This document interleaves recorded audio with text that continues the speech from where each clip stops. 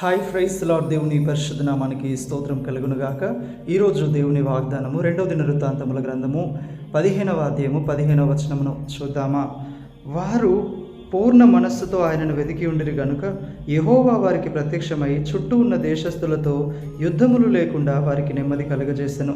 Amen. హల్లెలూయా. ప్రియమైన సహోదరి సహోదరుడా, ఈరోజు మన జీవితంలో దైవికమైన నెమ్మదిని, దైవికమైన ప్రశాంతతను, సమాధానమును మనము అనుభవించాలంటే ముందుగా మన హృదయమును దేవుని వైపు త్రిప్పి మన హృదయంలో ఆయనకు చోటిచ్చేవారుగా ఉండాలి. ఆయన ఒక వాక్యమును ధ్యానించి ఆ వాక్యానుసారంగా మనం జీవించేవారుగా ఉండాలి.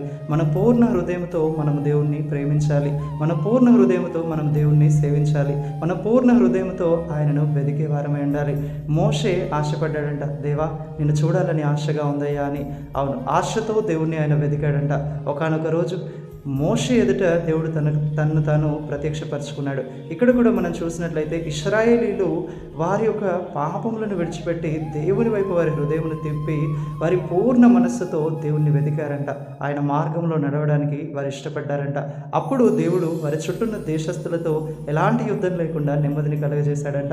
ఈరోజు నీవు దేవుణ్ణి పూర్ణ హృదయంతో వెతకగలిగితే, ఆయనను నీవు పూర్ణ మనస్సుతో సేవించగలిగితే, ప్రేమించగలిగితే, ఆయన యందు భయభక్తులు కలిగి జీవించగలిగితే దేవుడు సమస్తమైన సమాధానాన్ని, ప్రశాంతమైన వాతావరణాన్ని, నీ జీవితంలో ఒక నెమ్మది కలిగినటువంటి హాయిని ప్రభువు నీకు ఇస్తాడు. అయితే నీవు ముందుగా దేవుణ్ణి వెతకమని దేవుని వాక్యం సెలవిస్తుంది. ప్రభు అట్టి కృప మనందరికీ దయచేయునుగాక. I mean praise the Lord. May God bless you all.